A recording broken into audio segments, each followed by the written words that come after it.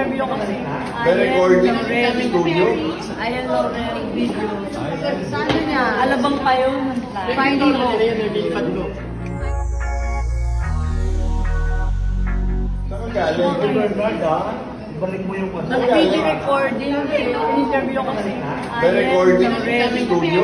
Ayan, Laurel, video. Saan niya? Alabang pa yun. Finding mo. Finding Hope. Bye. Ano?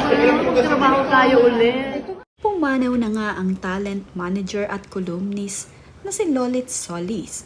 Sa edad nga na 78 ay pumanaw na ito. Marami naman nga sa kanyang mga alaga at anak-anakan ang agad na nakiramay sa unang araw ng wake ni Lolit. Nandirito nga agad itong sina Ami Austria at itong si Lorna Tolentino. Marami nga sa kanyang mga alaga ang agad nag-abot ng pakikiramay para sa pamilya ni Lolit Solis.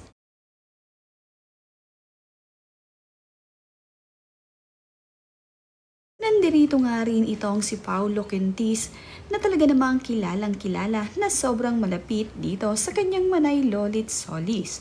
Nandirito rin itong si Pauline Luna kasama ang kanyang ina na si Chat Luna.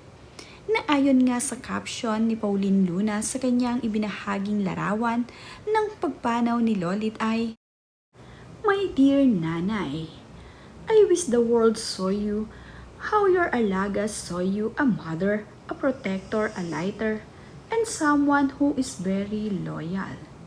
Hindi ka man magaling sa iyong mga salita. Ang puso mo naman ay nagsusumamog sa pagmamahal. Hindi ito halata. It took me a while to see it, to feel it, to understand it. Kakaiba ka talaga. You are family, Nanay. 20 years without you is not enough. It's break my heart that you have left us, but I find comfort in the fact that you are now happy, at peace, and pain-free. Till we met again, Nanay, mahal na mahal din kita." Ang mag-asawa ngang Tonton Gutierrez at Glidel Mercado ay dumalaw agad sa unang araw ng wake ng kanilang nanay Lolit Solis. Nandito rin ang mag-asawang Sandy Andolong at itong si Christopher De Leon sa unang araw. Nagkita-kita nga ang magkakaibigan dito sa wake ni Lolit Solis.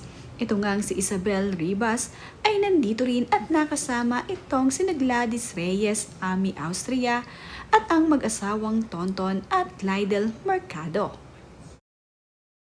Tanging malalapit nga dito kay Nanay Lolit Solis ay agad nagsidalaw sa unang araw.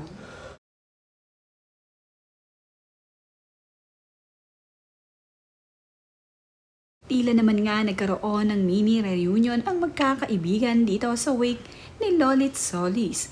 Makikita nga rin na nandirito itong sina Isabel Ribas, Benji Paras at itong sina Lani Mercado.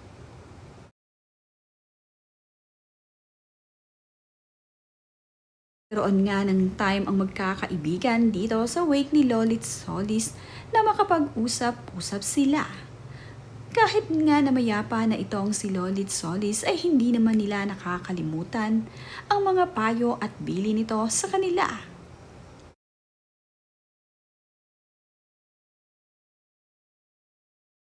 Ang kolumnista at writer na si Christopher Min ay nandito rin at nagpaabot ng pakikiramay dito sa pamilya ni Lolit Solis.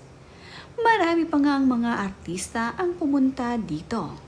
Pawang lahat sila ay malalapit dito sa namayapang si Lolit Solis.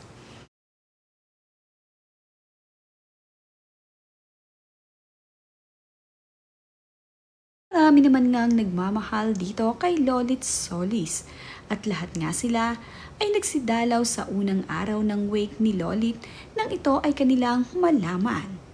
Ang iba naman nga ay muling babalik sa second night ni Lolit Solis, lalong-lalo pa nga at gusto nilang madamayan ang pamilya ni Lolit Solis hanggang sa huling sandali nito na makakasama si Lolit Solis dito sa lupa.